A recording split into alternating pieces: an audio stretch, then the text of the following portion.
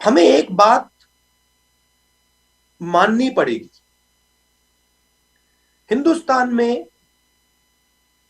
दो विचारधाराएं हैं, एक कांग्रेस पार्टी की विचारधारा और एक आरएसएस की विचारधारा।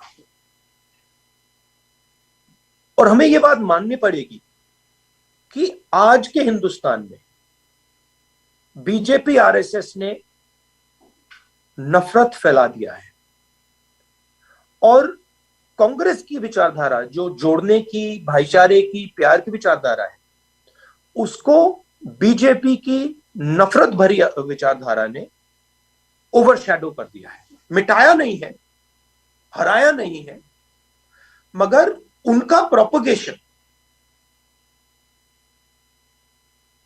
हमारे प्रोपगेशन से ज्यादा है।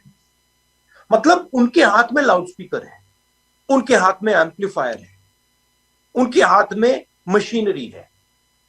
हमारे हाथ में एम्पलीफायर नहीं है, लाउडस्पीकर नहीं है, मशीनरी नहीं है। 2014 से पहले हमारे लिए ट्रेनिंग ऑप्शनल हो सकती थी। विचारधारा की जो लड़ाई थी वो फोकस्ड नहीं थी। आज के हिंदुस्तान में विचारधारा की लड़ाई सबसे जरूरी लड़ाई हो गई है। आइडियोलॉजिकल लड़ाई सबसे जरूरी लड़ाई हो गई है। ये जो हमारी विचारधारा है, इसको हम कांग्रेस की विचारधारा कहते हैं, मगर ये हमसे बहुत पुरानी है। बीजेपी हिंदुत्व की बात करती है।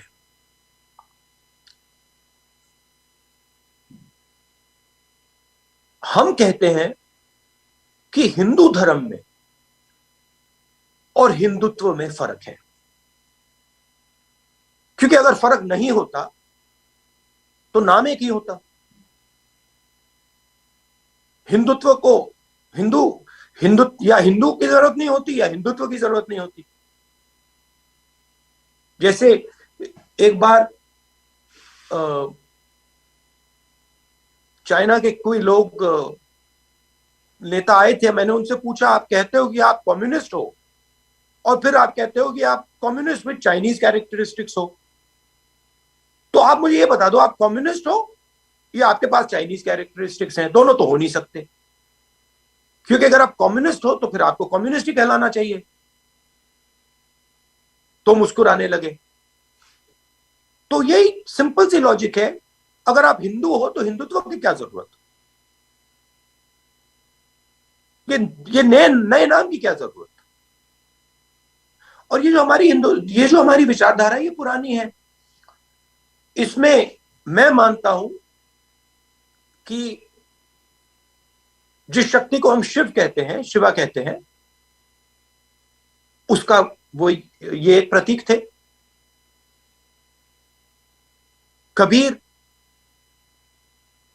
गुरु नानक, महात्मा गांधी,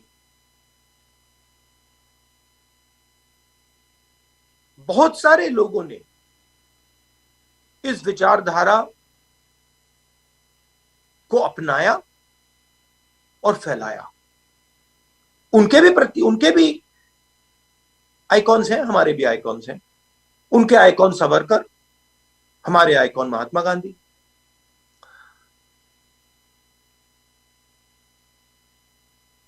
हमने जिस प्रकार से अपनी विचारधारा को, जिस गहराई से अपनी विचारधारा को समझना चाहिए और फैलाना चाहिए, वो हमने पहले हम करते थे, वो हमने छोड़ दिया। और उसके कारण थे, किसी की गलती नहीं मगर कारण थे। मगर अब समय आ गया है कि हमने अपनी विचारधारा को अपने संगठन में गहरा करना है। इसके लिए हमें 100, 200, 300, 400 लोगों की जरूरत है जो इस विचारधारा को गहराई से समझें और अपनाएं, इस विचारधारा को बन जाएं। उनमें से आप मेरे सामने बैठे हो और हमारा लक्ष्य इस विचारधारा को पूरे हिंदुस्तान में फैलाने का है, समझाने का है, और हमारे जो कार्यकर्ता हैं उनसे इस विचारधारा को कोने कोने तक पहुंचाने का है। मेरे मुताबिक आइडियोलॉजिकल ट्रेनिंग जो हो, विचारधारा की ट्रेनिंग जो हो, मेरे मुताबिक उसे कंपलसरी होना चाहिए। कांग्रेस का कोई भी व्यक्ति, चाहे वो कितना भी सीनियर हो, कितना भी जूनियर हो, उसे उसके लिए ट्रेनिंग मैंडेटरी होनी चाहिए।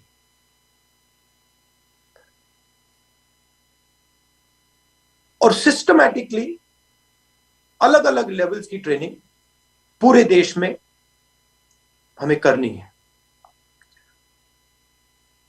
मैं सोचता हूं कि अगर हमने अपनी विचारधारा को अपने संगठन में गहराई से फैलाया, इश्यूज के लेवल पे और सोच के लेवल और एक्शन के लेवल पर, जैसे हम कभी कभी कहते हैं 370 पे बात होती है, अलग अलग मुद्दों पे बात होती है, आतंकवाद पे बात होती है, नेशनलिज्म पे बात होती है। इन सब इश्यूज पे, मुद्दों में कांग्रेस की विचारधारा के पास जवाब है, अच्छे जवाब है, मगर हमारे ही कार्यकर्ताओं को हम ये औजार नहीं देते हैं। आज बदलाव का समय है, हमें ये औजार अपने हर एक कार्यकर्ता के हाथ देना है। इसलिए आप सब आए हैं, मैं आपको बधाई देता हूं और काफी कॉन्फिडेंस से कहता हूं, विश्वास से कहता हूं कि जिस काम के लिए आप आज निकले हैं, उस काम को गहराई से आप पूरा करके दिखाएंगे, और मैं भी आपके साथ इस काम को पूरा करके दिखाऊंगा। टू कंक्लूड,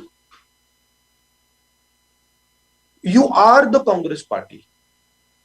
आप कांग्रेस पार्टी हो, और ये जो इतिहास है जिसको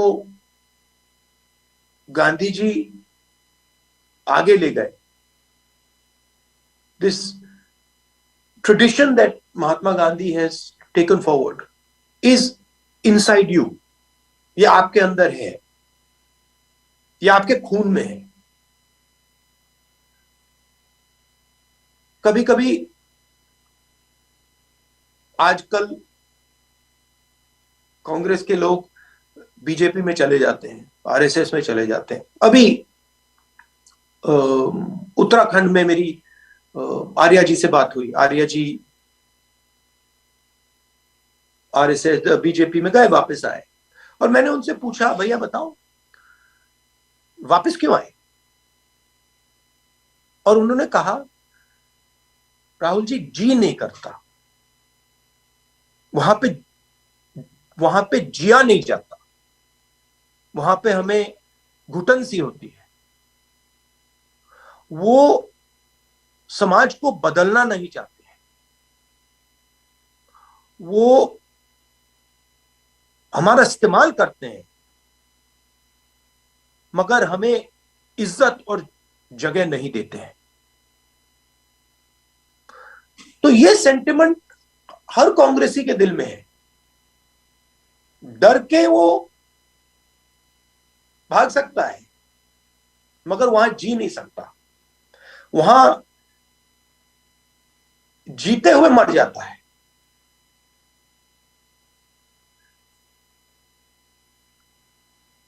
तो that is the spirit that we have to spread. It is like I have been studying it over the last, I would say 12 years. And it is like a jewel.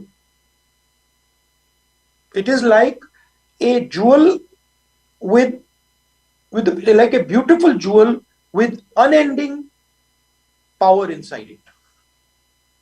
It is our strength. It is why we exist. And it is important that we discover it. They have discovered their ideology. They have crystallized their ideology.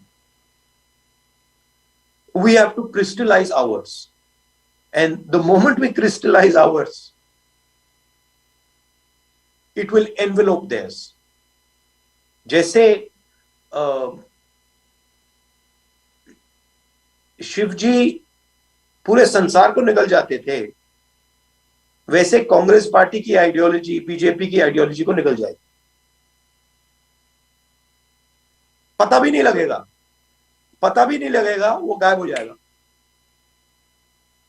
और जो नफरत आज फैलाई जा रही है वो गायब हो जाएगी. और जो भविष्य आज नहीं दिख रहा है वो दिखना शुरू हो जाएगा. आप सबका बहुत बहुत धन्यवाद.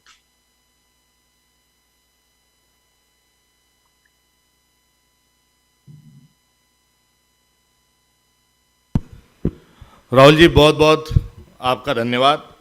इस कठिन स्थिति में आपने जो मार्गदर्शन किया उस पर ज़रूर चलने की हम कोशिश नहीं बल्कि संकल्प इस शिविर के माध्यम से करते हैं. ऐसा तमाम कांग्रेस कार्यकर्ता और शिविरार्थियों की तरफ से मैं आपको इस चीज़ की गारंटी देते हुए, ये लड़ाई जो है ये भारत को बचाने की, संविधान को बचाने की लड़ाई है. और इस लड़ाई में आपका मार्गदर्शन, आपकी हौसला अफजाई हमें हमेशा प्रेरणा देती रहेंगी. आप व्यस्तता होने के बावजूद हम सब के बीच में मौजूद रहे. मैं आपका तहे दिल से शुक्रिया अदा करता हूँ. और इस कार्यक्रम में मौजूद सभी अतिथियों का स्वागत करते हुए इस उद्घाटन के सत्र का समापन करने की आपसे इजाज़त चाहता हूँ. बहुत बहुत धन्यवाद. हर्षवर्धन, एक लास्ट बात बोलना चाहता हूँ. जी भैया. जब आप बोल रहे थे मैं सोच रहा था आपका ट्रेनिंग का मिशन क्या है. ट्रेनिंग का मिशन विचारधारा को फैलाने का है, मगर हमारी विचारधारा जब फैलती है जब व्यक्ति के दिल के अंदर डर और दर्द मिटता है. तो हमारा काम हमारे कार्यकर्ताओं के दिल में जो दर्द है, जो डर है, उसको मिटाने का है. हमारा मेथड, हमारा सिस्टम, सिस्टम को हम आइडियोलॉजिकल ट्रेनिंग कहते हैं, मगर हमारा लक्ष्य हमारे कार्यकर्ता को अपने डर से, अपने दर्द से लड़ने का हथियार देने का है. अगर हमने अपने कार्यकर्ता को अपने डर से और अपने दर्द से डरने का हथियार दे दिया, वो उस हथियार को फैला देगा. वो जो देते हैं, वो हथियार देते हैं, वो डर और दर्द के पीछे छुपने का हथियार देते हैं. तो उनका जो कार्यकर्ता होता है वो दर्द में और डर में डूबा होता है. आप उनके चेहरे देख लो, उनके लीडर्स के चेहरे देख लो और हमारे कार्यकर्ताओं के चेहरे देख लो. हमारे कार्यकर्ता के चेहरे पर मुस्कान होती है, मुस्कुराता रहता है वो. उनके कार्यकर्ता गुस्सा होते हैं, नफरत से भरे होते हैं. तो ट्रेनिंग का लक्ष्य डर और दर्द को मिटाने का है. ट्रेनिंग का मेथड आइडियोलॉजिकल है. Thank you. जी मतलब जो भी आप करेंगे ना, आपको प्यार के साथ करना पड़ेगा, आपको इज्जत देनी पड़ेगी, आपको रिस्पेक्ट देनी पड़ेगी, आपको सब लोगों को एक जैसा देखना पड़ेगा।